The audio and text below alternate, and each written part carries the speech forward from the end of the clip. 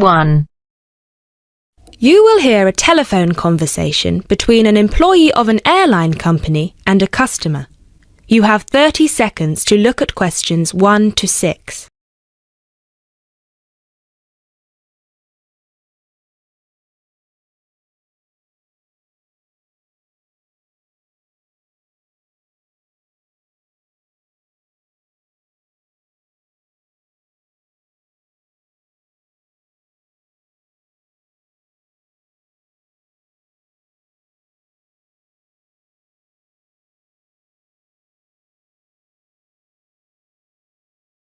Now listen carefully and answer questions 1 to 6.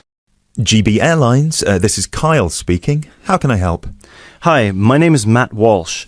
I'm calling on behalf of Mr. John Sparrow to claim expenses for a delay in his flight last week. Good morning, Mr. Walsh. Thank you for calling.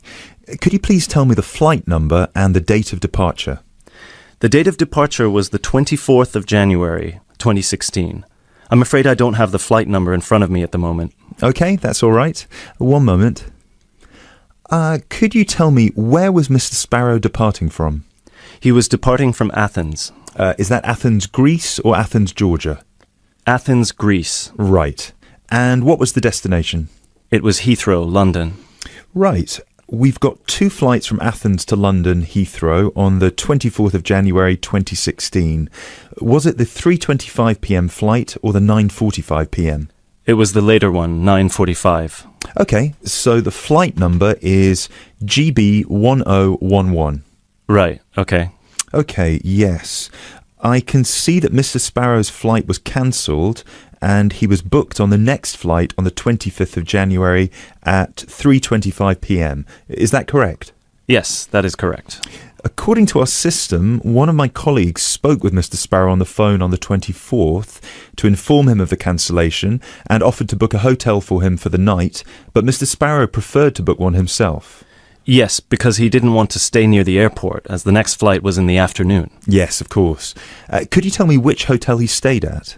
Yes, he stayed at the Hypnos Hotel. Oh, could you spell that for me? Of course. That's Hypnos. Right. Thank you for that. And could you please tell me how much the total cost was for the night? Sure. It was €73. Right. Do you have a copy of the receipt for that? Yes, of course. Would you like me to send it to you? Yes, please. Can I email a picture of it to you? Absolutely. The email address is refunds@gbairlines.co.uk. Great, thank you. No problem. Were there any other expenses you wish to claim? Actually, yes. There was also the taxi ride to the airport and the taxi ride back the next day. Right. And what was the total cost? The first taxi ride was €53 and the second one was 42, so 63, 73, 83. Yeah, so the total was €95. I'll send you the receipt for those as well. Thank you. Are there any other expenses? No, I think that's it. You now have 30 seconds to look at questions 7 to 10.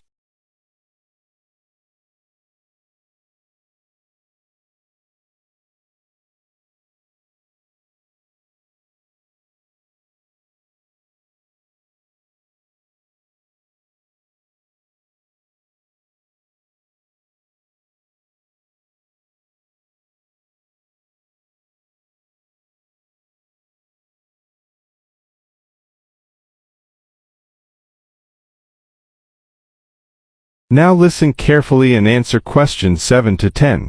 Excellent. So if you could please send us the receipts for the hotel and the taxi rides, and after we receive them it should take about 48 hours for the funds to reach Mr. Sparrow's account. Perfect. Thank you so much. My pleasure. Is there anything else I can help you with? Actually, yes. There's one more thing. Mr. Sparrow complained about the meal during the flight. He said that it was a bit bland. Right. So he asked me if it was possible to switch to a different meal option for his upcoming flight to Kiev next week. Right, of course. Just give me a minute, please. Right, I see that Mr. Sparrow had the light meal option for his flight to London, and you would like to change that. What would you like to change it to? What are the other options? We've got 12 different meal options. Would you like me to list all of them for you? Well, Mr. Sparrow has told me that he would prefer something without meat. How many of these do not contain meat? We've got 3 meal options without meat. We've got the vegetarian option, the vegan option, and the Asian vegetarian. What's the difference? There's a variety of different dishes served with each option. For example, next week the vegetarian option will be a small spinach and feta cheese pie, a bread roll, a salad, and tropical fruit. And the vegan option? The vegan option doesn't include any dairy products, and it also doesn't include fowl, eggs, or honey. I'm afraid I don't have the specific menu for this week, but I can email it to you as soon as it becomes available. Oh, could you do that? That would be great. Yes, of course. I can email you a detailed description of all the meal options if you like. Yes, please. No problem. Please do not forget to call us back to change the meal option. You need to do that 48 hours before the departure time for international flights and 24 hours for domestic flights. So 48 hours for this one then? Yes, exactly. Perfect. Oh, no, I'm sorry. Transatlantic flights require 48 hours. All flights within Europe require 24 hours. So in this case, you will need to call us 24 hours in advance. I apologise for that. Okay, great. So, could I please have your email address so I can send you the menus? Certainly. It's matt.walsh@sparrowlimited.com. That is the end of part 1. You now have half a minute to check your answers.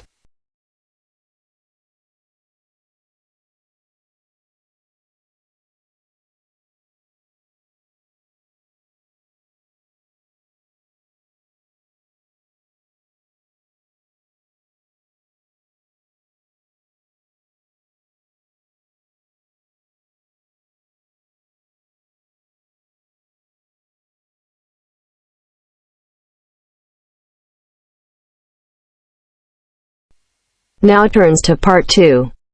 Part 2. First, you have some time to look at questions 11 to 15.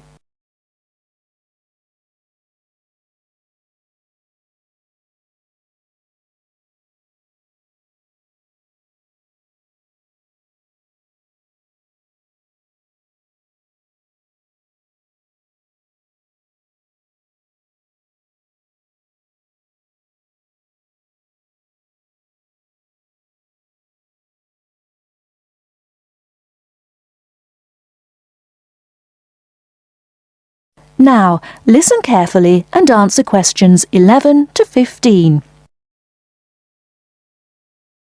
The Airbus A380 is a revolution in aircraft technology. Today I have as my guest Mr. James Carr, who worked on the project.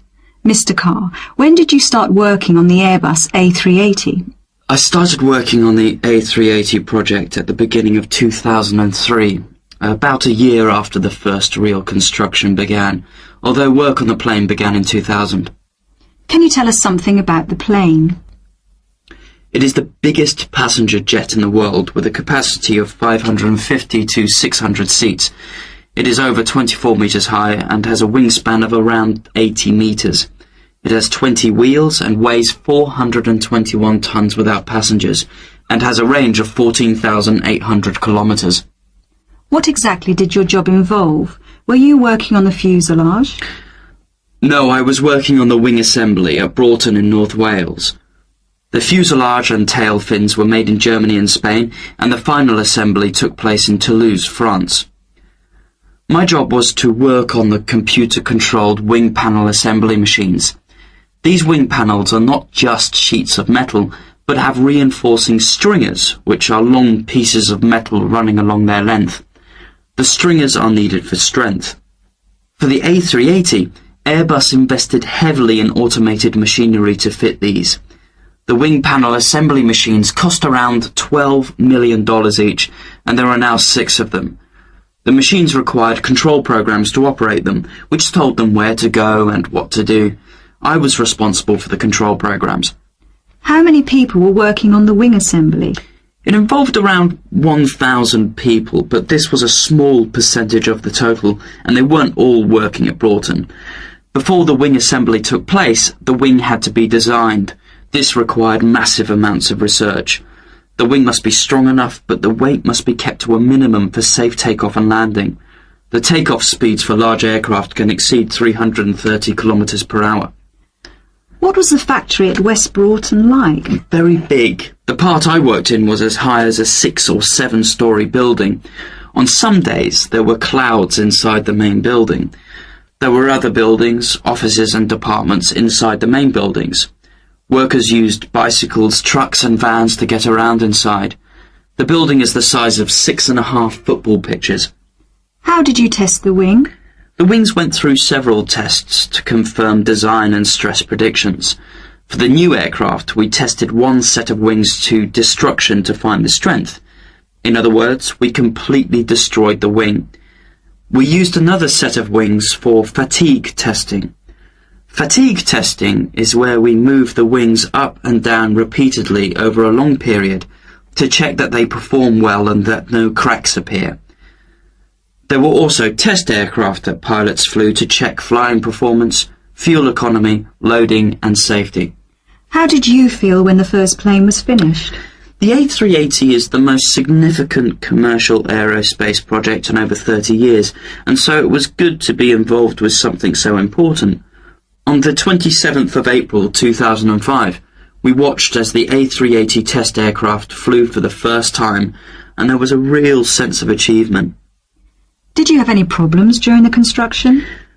We didn't attempt a project of this size without expecting some problems. The whole thing was a problem-solving challenge from start to finish. Nothing was predictable. For example, while we were developing the programs, the robots nearly put holes in the wrong place and we had to start again. All these problems cost the company millions of dollars along the way. How much did the whole project cost? I would guess it cost around £8.4 billion or 12.6 billion euros. Thanks for talking to us, Mr. Carr. Not at all. Before you hear the rest of the talk, you have some time to look at questions 16 to 20.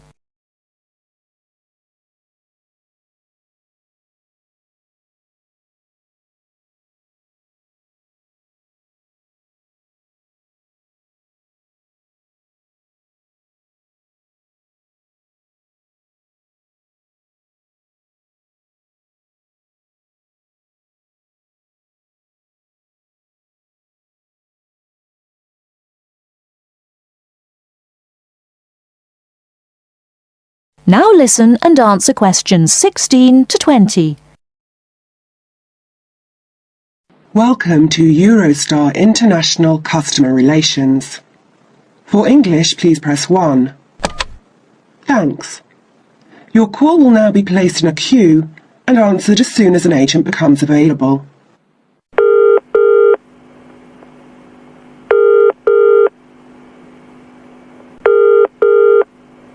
Which journey would you like to make? London to Paris, return. And what is your date of travel, please? The 21st of March, coming back on the 6th of April. What time of day would you like to travel? Around midday is best for me. There is one departing at 12:09 from Waterloo Station. Pardon? Could you repeat that, please? 12:09. 9 minutes past 12. Yes, 9 minutes past 12. Gets to Paris at 15:59. Right. I need to check the times of the trains coming back as well on the 6th of April. The latest I can get back to Waterloo is 9:15 p.m. What's the last one I could catch to get back by 9:15? How about if you arrive at 21:53? Is that okay? I think that would be too late because the last bus is at 9:30. Could you give me the one before that, please? Yes, I'll give you that. 1919 from Paris, arrives London at 20:54. Sorry, what time was that from Paris? 1919. 19 minutes past 7. Sorry, I'm getting a bit mixed up. Could you run that by me again? Yes, of course. The train departs from Paris at 1919 and it arrives in London at 20:54. Got that. That will be fine. I'll need 2 tickets. Can we get a discount with our I6 student cards? Yes, of course. If you are under 26, you can get a discount making the price £59 for the round trip. I'm afraid I didn't quite catch that. Could you say it again? £59 for each return ticket, subject to availability. All right. Well, please could you book those now? Yes. How would you like to pay? I'll pay with my Visa card. Could you give me the name on the card and the number, please? The name is M. Kumada, Kumada. The number is 492989357321. Can I repeat that back to you? M. Kumada, 492989357321. That's correct. And what's the expiry date on the card? It's 0707. 0707. Thank you, that's fine. Would you like the tickets to be sent by post, or will you pick them up at the check-in at Waterloo? We'll pick them up at the check-in. Please remember to bring proof of your age with you when you travel. Just one more thing, please. I am from Japan, and my friend is Chinese. Do we need visas to travel in Europe? I'm afraid I don't know. You'll need to contact the embassies of the countries you're going to. All of them? Oh dear. Thank you for your call. Goodbye. Goodbye. That is the end of part 2. You now have half a minute to check your answers.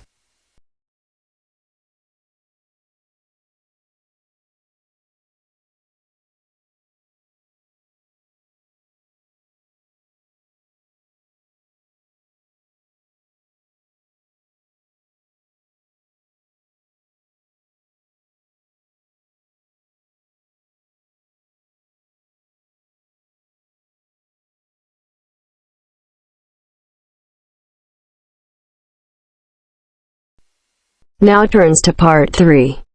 Part 3. You will hear a conversation between two students who will discuss a project they're working on together. You have 30 seconds to look at questions 21 to 27.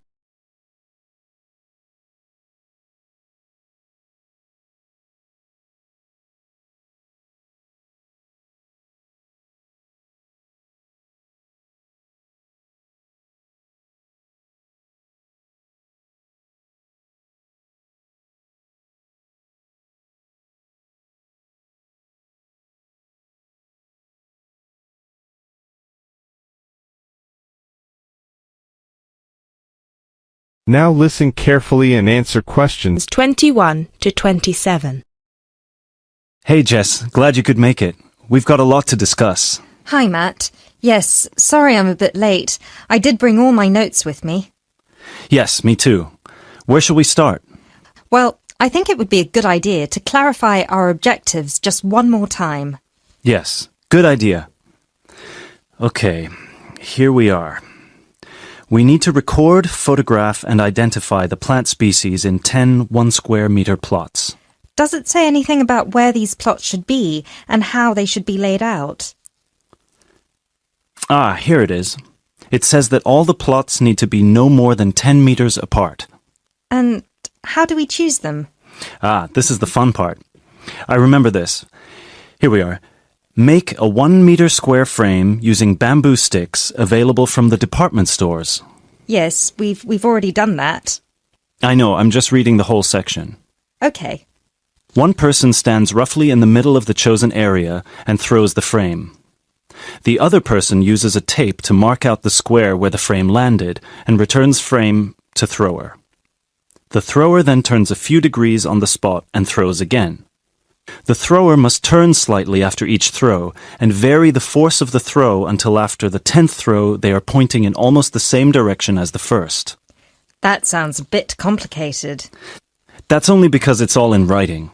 It's just a simple throw, turn, throw, turn, throw, turn until we have 10 squares. And I guess you want to do the throwing. Well, if you don't mind. I'm sure you'll be more accurate at marking the squares. Yes, I am sure I am, and I'm sure you've got a stronger throwing arm. You now have 30 seconds to look at questions 28 to 30.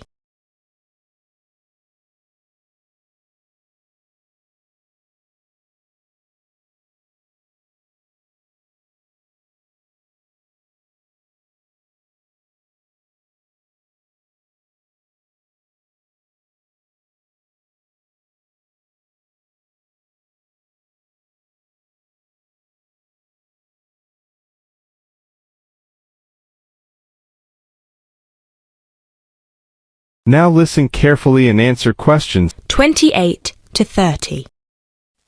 Okay, good. We've got that sorted. Now we need to decide where to go. Yes, I've been thinking about that and I've brought the map. Ah, well done. I forgot mine. Now, I've identified 3 possible locations, but they've all got some disadvantages. Okay, fire away. Well, the area around this lowland marsh could be interesting. There'll be a lot of interesting water plants here. Looks good, but what's the problem? Mainly that it's already a designated nature reserve, and I think there's already been a lot of research done here. Ah, I see. Well, I'd rather do something that's new and can be useful. I agree. That's why I identified this area further west. See, here, behind the beach. Oh yes, I see. That area there, where it's flat, but quite high. Exactly. If you look a bit further inland, you'll see that there are hills which will protect that area from strong north winds. I see. Excellent. But what's the problem? Just that it may not be very interesting. We know that the geology there is not conducive to a wide variety of plants. I agree. So what's your last idea? Well, I think this one is a bit of a winner, although I did want to show you the other 2. Look up here, on the north coast. Where? See this bay?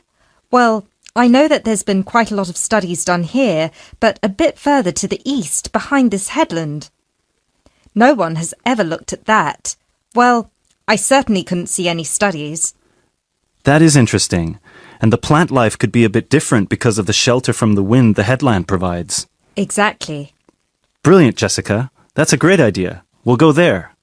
Thanks. Now all we have to decide is when is a good time. Well... That is the end of part 3. You now have half a minute to check your answers.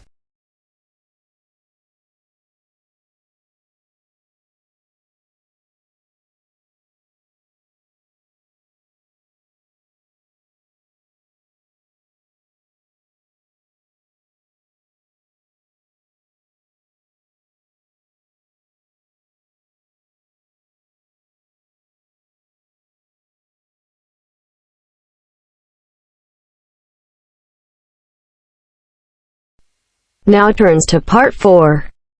Part 4. You will hear part of a lecture about trumpets.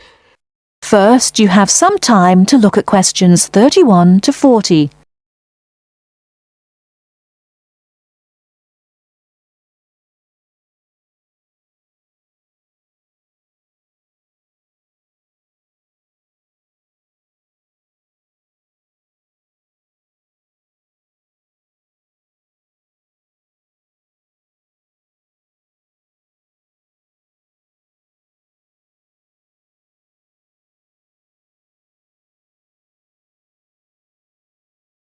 Now listen carefully and answer questions 31 to 40. The trumpet is quite a remarkable instrument. Take the B-flat type, for instance, the kind of trumpet most people use today. If we stretched one out in a straight line, it would measure nearly 140 centimeters in length. What we see in the diagram, then, is a very long brass tube wrapped around itself in order to save space. To produce its characteristic sound, the musician blows continuously into the small metal cup on the left called the mouthpiece, which is shaped to fit the lips. The air travels along the lead pipe and round the tuning slide, which can be moved in or out to change the instrument's pitch. The air then reaches the feature that distinguishes the trumpet from, for instance, a bugle, the 3 valves that extend from above the top to below the bottom of the instrument. Each valve can send the airflow one of 2 ways, either along the main pipe, the shortest route, or else into an extra length of tube, thus lowering the pitch of the sound being played. The musician does this by pressing one of the finger buttons at the top, diverting the air into the first tube if the first is pressed, into the second and shortest by using the second, or into the longest one, the third, by pressing number 3. The air then continues its way round the bend in the lead pipe and along to the end at the widest part of the body, known as the bell, which projects the powerful sound forwards. Incidentally, all this breath forced through the metal of the instrument does of course contain water vapor, and this will start to condense and form droplets after a certain amount of playing. The result is a gurgling sound from the trumpet, so to avoid this, there is a device on the tuning slide called the water key, which when pressed lets the water drip out.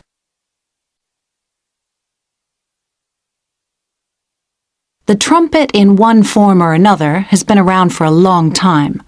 The earliest type we have actual proof of was a short, straight instrument used with marching soldiers by the ancient Egyptians' 18th dynasty, which makes it 3,500 years old, although other cultures in China and Peru certainly had something similar very early on.